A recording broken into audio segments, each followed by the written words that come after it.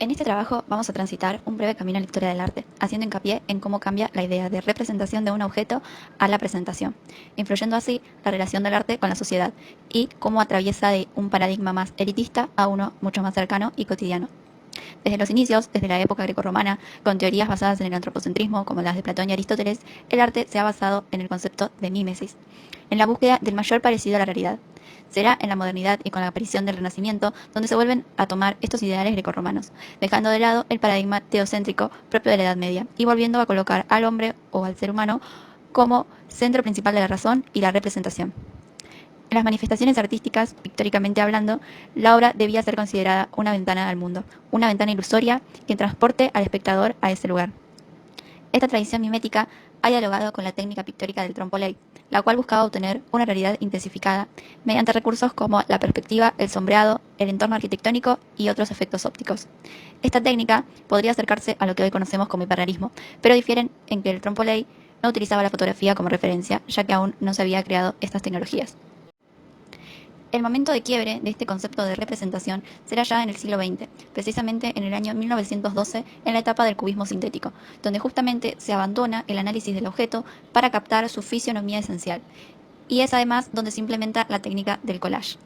Esta técnica ha revolucionado el campo del arte, cuando Picasso crea su obra Naturaleza muerta con silla de rejilla, y añade justamente un trozo de hule con un diseño impreso al soporte.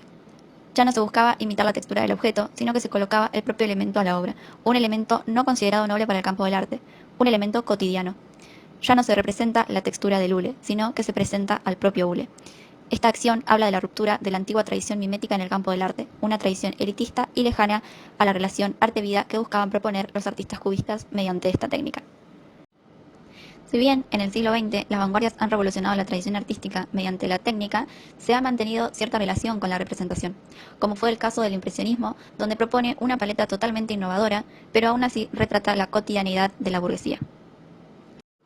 O el caso del expresionismo, antecesor del cubismo, donde se comienza a notar una distorsión en las formas asociada a la percepción intolerable de los artistas hacia la realidad, pero aún podemos notar que las imágenes nos remiten a lo conocido, podemos identificar los objetos.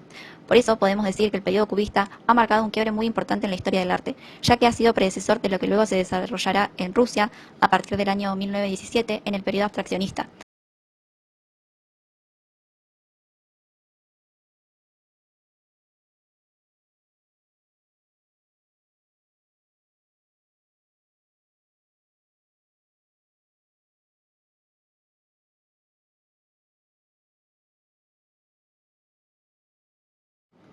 Esta influencia también llegó a la Argentina en el llamado Retorno al Orden, junto a Petoruti y Jules Solar, principales referentes que viajaron a Europa buscando el tradicionalismo, pero se encontraron con el arte moderno. Son los mismos quienes luego regresan al país para incorporar estas ideas innovadoras.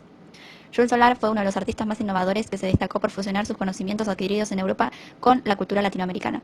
Crea su propio lenguaje, el neocriollo, con bases precolombinas e incorpora esta simbología a sus obras. Su objetivo fue crear la idea de una identidad latinoamericana común. Aquí también podemos observar algunas obras de Petoruti, donde implementa el collage, con clara tendencia cubista.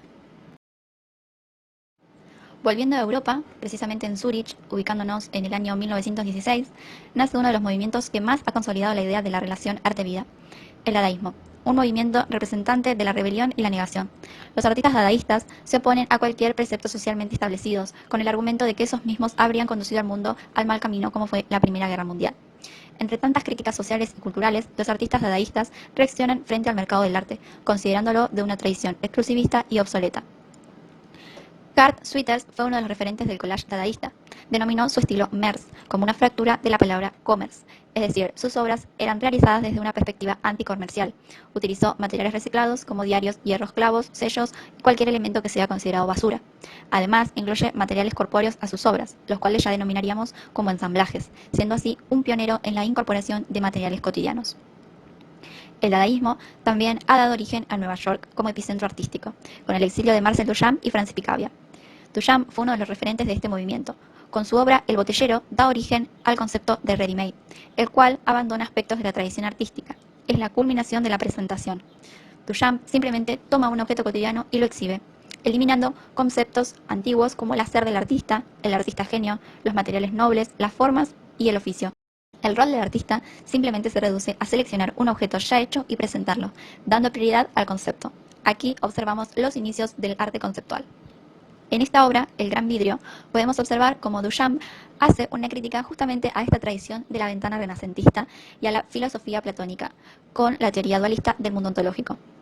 En esta otra obra, El Museo Portátil, Duchamp reflexiona con esta idea elitista del arte, creando así un arte transportable. Una institución sumamente importante para el campo del arte que se basó en estos ideales fue la Bauhaus, creada en 1919. Gracias a sus convicciones comunistas de la conformación en base a una escuela de oficios y una academia de arte, retoman características del movimiento Art and Craft de William Morris, y juntos, artistas, arquitectos y diseñadores recuperan las ideas artesanales, llevando el arte al diseño de mobiliarios, con un estilo neoplasticista. Sostenían que un arte industrializado era un arte más cercano a las personas, que iba a poder formar parte de su vida cotidiana. Para finalizar, ya un poco más adelante y como muestra del avance de esta ideología, se desarrolla el Happening en 1960 en Nueva York, donde ya se contempla el arte como una experiencia efímera de la cotidianidad.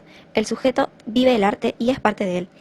Las obras participativas han sido el mayor auge de esta relación arte-vida. Ya incluso no podríamos hablar de la presentación de un objeto, porque se radica el mismo, pero sí se presentan elementos para transitar una experiencia mediante ellos. Ya no contemplamos elementos, sino que nos enfocamos en las sensaciones que nos transmiten y vivenciamos.